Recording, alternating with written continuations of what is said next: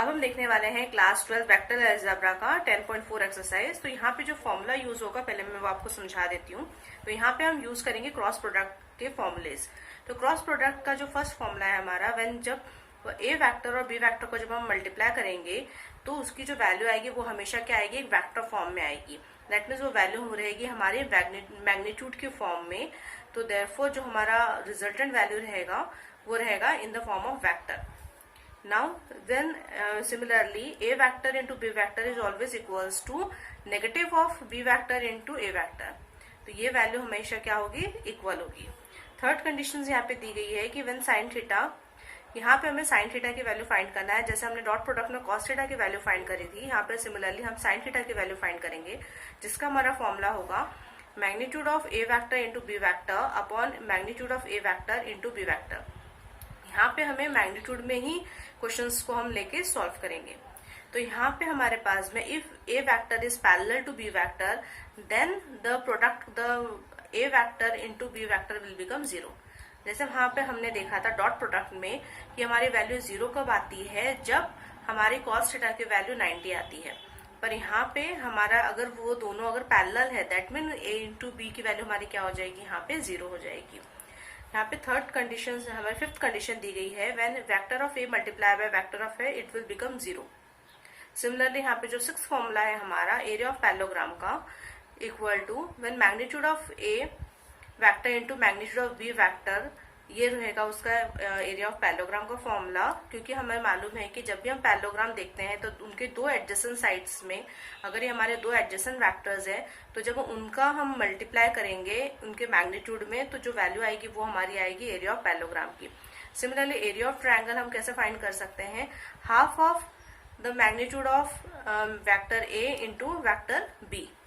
अब यहाँ पे हम एक्सरसाइज शुरू करेंगे। जो हमारा यहाँ पे फर्स्ट क्वेश्चन दिया गया है, find the magnitude of vector A into B if A is equals to I cap minus 7j cap plus 7k cap and the B have a minus 3I cap minus 2j cap and plus 2k cap। तो यहाँ पे आप जब question solve करेंगे cross product में तो आपने जो डिटर्मिनेंट्स में जो फंक्शंस की जो आपने देखे कैलकुलेशन, यहाँ पे आपको वही यूज करना है। तो यहाँ पे आपको उसी तरीके से मैग्नीट्यूड के अंदर तीनों जो वैल्यूज है हमारी आई कैप, जे कैप और के कैप की, उसे हम यहाँ पे पुट कर देंगे। तो फर्स्ट ऑफ ऑल हमारे पास जो ए के कोफिशिएंट्स है वो हमने लिख दिए हैं, ये देखिए 1 माइनस 7 एंड 7। सिमिलरली यहाँ पे बी के जो कोफिशिएंट्स है हमारे 3 माइनस 2 एंड 2, उसे हमने लिख लिए हैं। इसको सॉल्व भी आप सिमिलर वे में ही करेंगे जैसे आपने डिटर्मिनेंट में किया था। अगर आप आई कैप की वैल्यू फाइंड कर रहे हैं तो आपको इस रो और इस कॉलम को अवॉइड करना है और आपका ये हो जाएगा 2 7 जा minus 7 that is minus 14 and minus 2 into 7 that is minus 14 और माइनस माइनस क्या हो जाएगा यहाँ पे प्लस 14। सिमिलरली फॉर जे के लिए जब आप वैल्यू फाइंड करेंगे तो आपको ये रो और ये कॉलम अवॉइड करेंगे तो ये आपका होगा 2 1 जा 2 माइनस 3 7 जा 21। सिमिलरली फॉर के लिए ये रो एंड ये कॉलम अवॉइड होगा, therefore minus 2 into 1 that is minus 2 and 3 into minus 7 that is minus 21 and minus minus will become plus. तो ये हो गया हमारा माइनस 2 प्लस 21। तो इनका जो आंसर आएगा हमारा वो यहाँ पे हो जाएगा 19j cap plus 19k cap. हम इन दोनों का मैग्नीट्यूड निकाल लेंगे, therefore magnitude of a in vector into b vector it will become under root of 19 square plus 19 square that will become 19 under root of 2। तो ये हो गया हमारा इसका आंसर। नाउ अब हमारे पास नेक्स्ट क्वेश्चन दिया गया है, find a unit vector perpendicular to each other of the vector a vector plus b vector and the a vector minus b vector where a vector is this and the b vector is this। now जब हम इन questions को solve करेंगे तो first of all हमारे पास में जो a vector plus b vector हम पहले फाइंड कर लेंगे, जो यहाँ हो जाएगा हमारा 4i cap plus 4j cap. Similarly हम a वेक्टर को माइनस करेंगे b वेक्टर से तो जो हमारी वैल्यू आ जाएगी वो यहाँ आ जाएगी 2i cap plus 4k cap. हमें क्वेश्चन में दिया गया है इन दोनों का प्रोडक्ट फॉर्म करना है। तो जब हम इन दोनों को जब हम प्रोडक्ट करेंगे तो जो रिजल्टेंट वैल्यू आएगी हमारी यहाँ पे आ जाएगी 440, क्योंकि जो हमारे कोफिशिएंट है वो a प्लस बी वैक्टर के वो यहाँ पे है 4 और k के लिए यहाँ पे 0 है। Similarly for a minus b vector के लिए जो कोफिशिएंट्स है वो यहाँ पे है 2 0 एंड 4। सिमिलरली फॉर i को जब हम फाइंड करेंगे उसकी वैल्यू, तो ये रो और ये रो और ये कॉलम को हम अवॉइड करेंगे, दैट मीन्स 4 4 16 यहाँ पे आ गया है। जैसा हमें मालूम है इसके लिए प्लस साइन यूज होती है, इसके लिए माइनस और अगेन इसके लिए प्लस, तो ये हो गया हमारा minus J. Again 4 4 16 and 2 0 0, that means 16। Similarly for के के लिए हो गया हमारा 0 × 4 that is 0 and 2 4 8 that is -8। तो जो हमारी रिजल्टेंट वैल्यू आ गई है ये आ गई है हमारे पास में 16 आई कैप -16 जे कैप एंड -8 के कैप। अब हमें इनका क्या करना है, मैग्नीट्यूड फाइंड करना है। तो क्योंकि हमेशा जो क्रॉस प्रोडक्ट में जो भी वैल्यू आती है उसके मैग्नीट्यूड फॉर्म में आती है, इसलिए हमेशा उनका हमें मैग्नीट्यूड निकालना है। तो हम इसका मैग्नीट्यूड निकाल लेंगे। तो ये हमारा मैग्नीट्यूड यहाँ पे हो जाएगा √16² प्लस -16 का स्क्वायर प्लस -8 का स्क्वायर, दैट विल बिकम, जिसको हमने यहाँ पे ब्रेक कर दिया 16 को 2 × 8 में, तो उसका स्क्वायर यहाँ पे हो गया 2² प्लस 8² प्लस 2² × 8² प्लस 8²। आप देख रहे हैं यहाँ पे 8² हमारा कॉमन है, तो जब हम इसको कॉमन करके बाहर निकालेंगे तो हमारा 8 बाहर आ जाएगा, और जो अंडर में जो हमारी वैल्यू हो जाएगी वो हो जाएगी 2² प्लस 2² 1 प्लस 1 दैट विल 9। 9 को अगर हम फर्दर फैक्टराइज करेंगे तो जिससे 3 हमारा बाहर आ जाएगा, तो इसकी जो हमारी वैल्यू हो जाएगी वो यहाँ हो जाएगी 24। अब हमारे पास में इसमें नेक्स्ट कंडीशन एक और दी गई है, hence the unit vector is perpendicular is given by. अगर हमारे पास में जो वेक्टर्स है अगर वो परपेंडिकुलर है तो उसको हम किस तरह से रिप्रेजेंट करेंगे। अगर हम सब फॉर एग्जांपल हम इसको सी यूनिट वेक्टर अगर अज्यूम करते हैं, तो हमारा जो यूनिट वेक्टर के लिए जो फॉर्मूला है वो यहाँ पे है a plus b vector into a vector minus b vector, that will, जो उसका रिजल्ट आया था हमारा वो था यहाँ पे 16i -16j -8 के कैप, और सिमिलरली जो मैग्नीट्यूड की वैल्यू आई थी वो आई थी हमारी 24। इंडिविजुअली अब आप देख रहे हैं यहाँ पे 8 कॉमन निकल जाएगा, 8 कैंसल आउट होके जो रिजल्टेंट इक्वेशन बनेगा वो बचेगा यहाँ पे 2i -2j -2k अपॉन 3।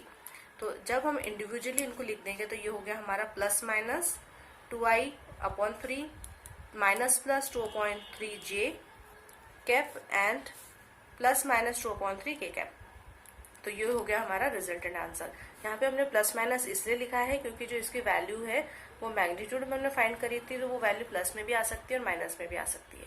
तो ये हो गया इसका रिजल्टेंट आंसर। नाउ अब हमारे पास जो नेक्स्ट क्वेश्चन है, if a unit vector A make an angle π/3 with i and π/4 with j and an acute angle of theta with k, then find theta and hence the compounds of ए।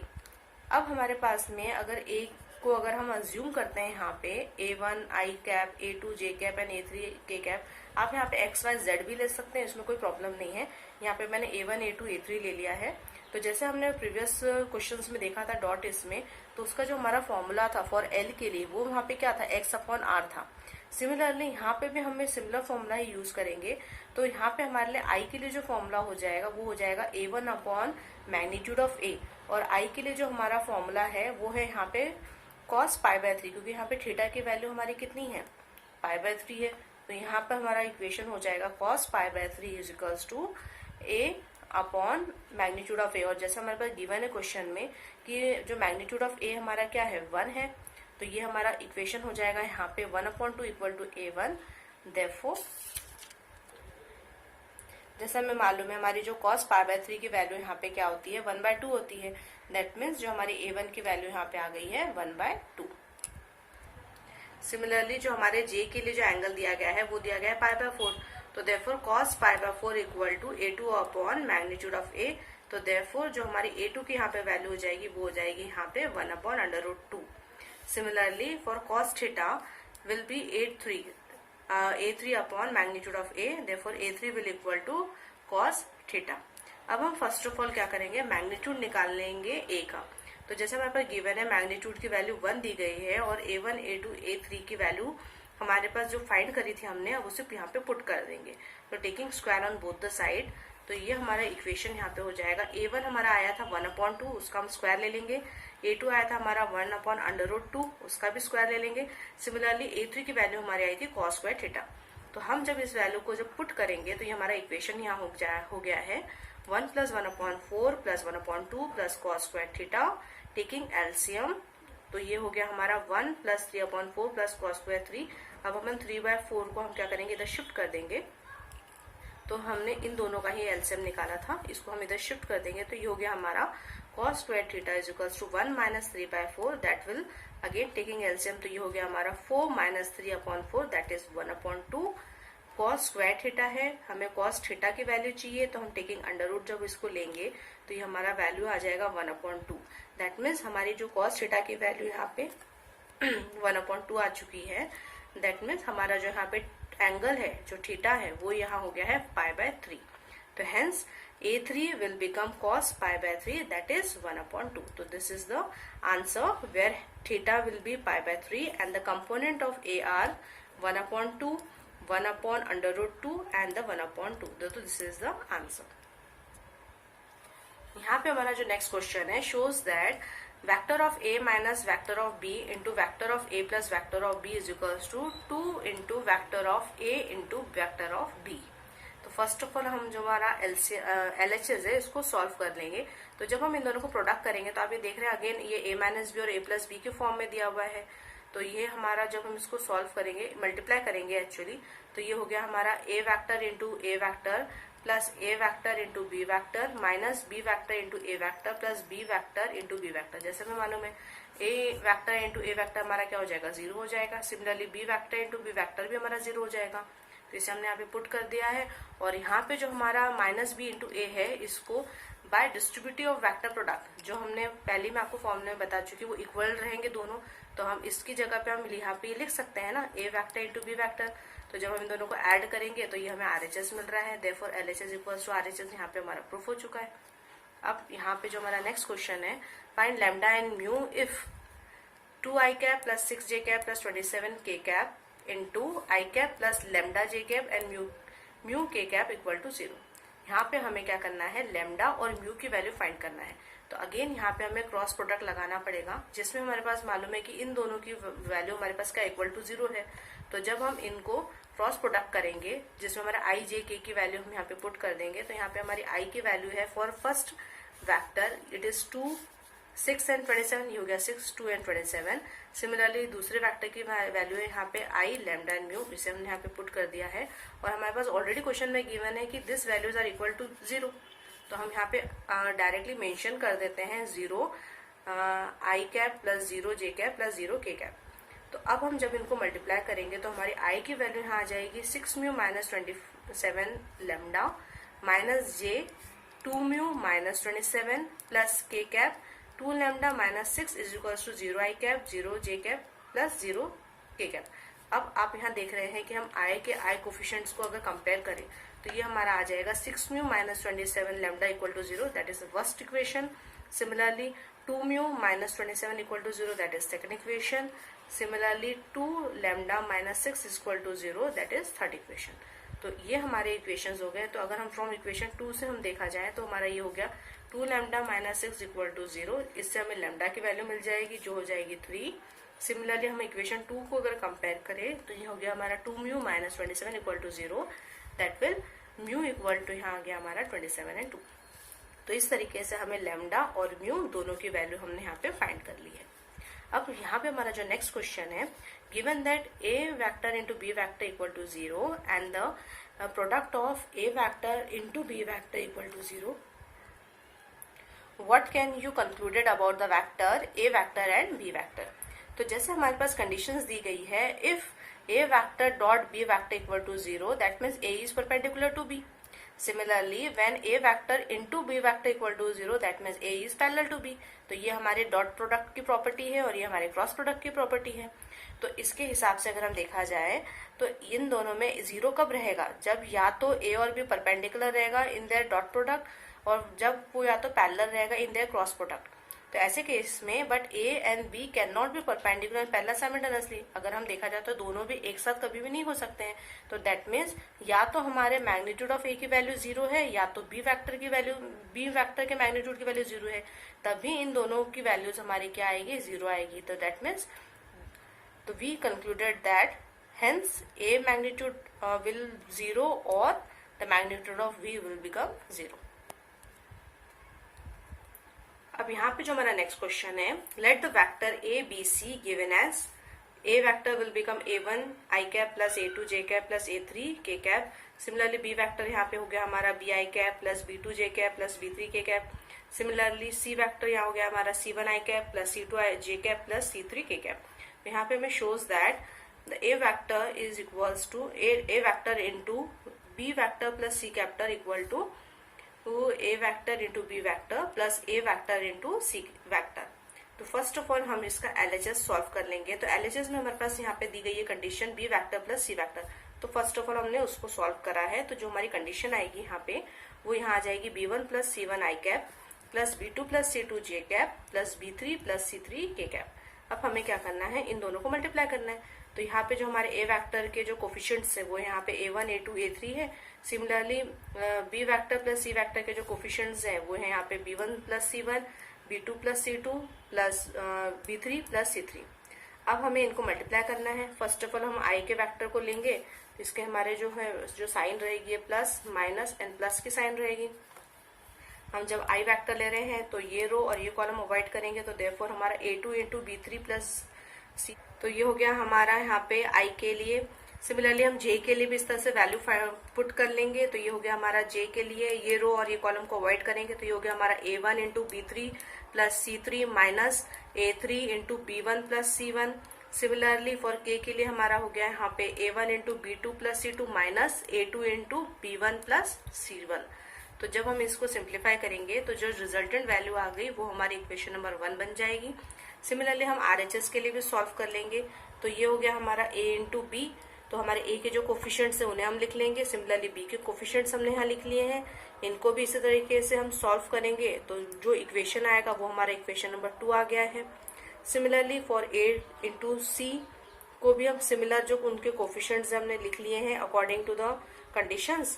तो यहाँ पे देख लीजिए I cap के लिए जब आप value find करेंगे तो ये रो और ये कॉलम को अवॉइड करना है। तो ये हो गया हमारा C3 into A2 minus C2 into A3। Similarly J के लिए वैल्यू हो जाएगी हमारी C3 into A1 minus C1 into A3। Similarly K के लिए वैल्यू हो जाएगी C2 into A1 minus C1 into A2। तो ये इक्वेशन नंबर 3 हो गया है। जो हमारा RHS में हमारे पास कंडीशन थी वो थी इन दोनों का एडिशन। तो हम बाय एडिंग इक्वेशन 2 एंड 3 तो जो हमारा रिजल्टेंट वैल्यू आएगी वो एग्जैक्ट सिमिलर आएगी हमारे LHS के। तो that means from equation 1 and 4 A into B vector plus C vector is equals to A vector into B vector plus A vector into C vector. तो ये हो गया हमारा रिजल्टेंट सॉल्यूशन। अब हमारा जो नेक्स्ट क्वेश्चन है यहाँ पे, if either A vector is equal to 0 or B vector equal to 0, then the product of A vector and B vector will also become 0. Is the converse true? Justify your answer. यहाँ पे हमें ये बताना है कि अगर हमारे A vector की वैल्यू भी 0 है और B वेक्टर की वैल्यू भी 0 है तो क्या उनकी प्रोडक्ट फॉर्म की वैल्यू भी 0 होगी। तो अगेन अगर हम इन दोनों को मल्टीप्लाई करते हैं, अगर अज्यूम करते हैं कोई भी हम यहाँ पे वेक्टर की वैल्यू ले सकते हैं। तो यहाँ पे जैसे A वेक्टर की वैल्यू यहाँ मैंने ली है 2i cap plus 3j cap plus 4k cap. Similarly B vector की यहाँ वैल्यू ली है मैंने 4i cap plus 6j cap plus 8k cap. इसको मैं सिंप्लीफाई करूंगी for A into B। I J K के जो कोफिशिएंट्स है वो यहाँ मैंने लिख दिए हैं। A के कोफिशिएंट्स है यहाँ पे 2, 3 एंड 4। सिमिलरली जो B के यहाँ कोफिशिएंट है वो है 4, 6 and 8। First of all I की वैल्यू फाइंड करने के लिए ये रो एंड ये कॉलम अवॉइड करेंगे। तो ये हो गया हमारा 8 3 24 minus 6 4 24 that is 0। Similarly for J के लिए हो गया हमारा 8 2 16 and 4 4 16 that is again become 0। Similarly for K के लिए हो गया 6 2 12 एंड 4 3 12। तो ये भी हमारा क्या आ रहा है, 0 आ रहा है। दैट मीन्स जो हमारा प्रोडक्ट रहेगा A vector into B vector ये भी हमारा यहाँ क्या हो गया है, 0 हो गया है। सिमिलरली अगर हम इनका मैग्नीट्यूड अगर फाइंड करेंगे तो जो हमारा A का मैग्नीट्यूड आ रहा है वो आ रहा है अंडर रूट ऑफ 29 और जो B का वेक्टर आ रहा है हमारा वो आ रहा है under root of 116। That means जो हमारे A वेक्टर की वैल्यू भी इज नॉट इक्वल्स टू 0 है। सिमिलरली B वेक्टर की वैल्यू भी यहाँ पे हमारी 0 नहीं आ रही है। तो hence the converse of the given statement is not be true. तो दिस इज द आंसर। अब हमारा जो नेक्स्ट क्वेश्चन है यहाँ पे, find the area of triangle with vertexes A, B and C।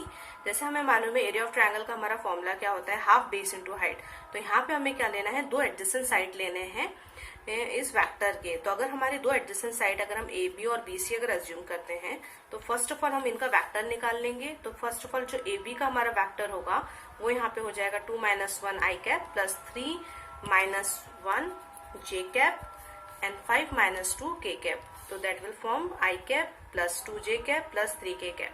Similar जो सेकंड एडजेसेंट साइड है हमारी BC, हम उसका फैक्टर निकाल लेंगे, जो यहाँ पे हो जाएगा हमारा 1 माइनस 2 आई कैप प्लस 5 माइनस 3 जे कैप प्लस 5 माइनस 5 के cap, that will become -1 plus 2 J cap. अब जो हमारा फॉर्मूला है एरिया ऑफ ट्रायंगल का, वो हमारा है half into magnitude of AB vector into BC vector. तो यहाँ पे हमें क्या करना है, इन दोनों का first of all product form निकालना है, इसको क्रॉस प्रोडक्ट करना है, उसके बाद में उसका मैग्नीट्यूड निकालना है।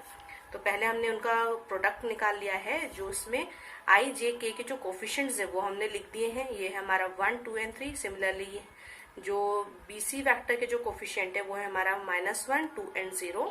इसको जब हम सॉल्व करेंगे तो रिजल्टेंट वैल्यू हमारे यहाँ आ जाएगी -6i minus 3j plus 4k cap. इसका मैग्नीट्यूड फाइंड कर लेंगे, तो मैग्नीट्यूड फाइंड करेंगे तो उसकी वैल्यू हो गई हमारी √(-6) का स्क्वायर प्लस -3 का स्क्वायर प्लस 4 का square, that will become 36 plus 9 plus 16।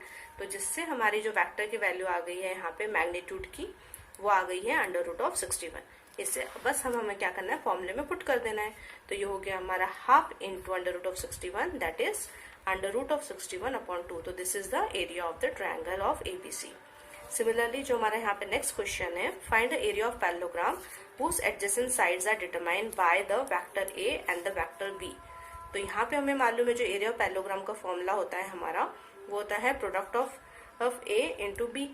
तो फर्स्ट ऑफ ऑल हमने product of A into B निकाल लिया है। ये इसकी सिमिलर हमारे जो कोफिशिएंट्स है उन्हें हमने पुट कर दिए हैं। जो A के कोफिशिएंट है यहाँ पे 1, -1, 3, 2, -7 एंड 1।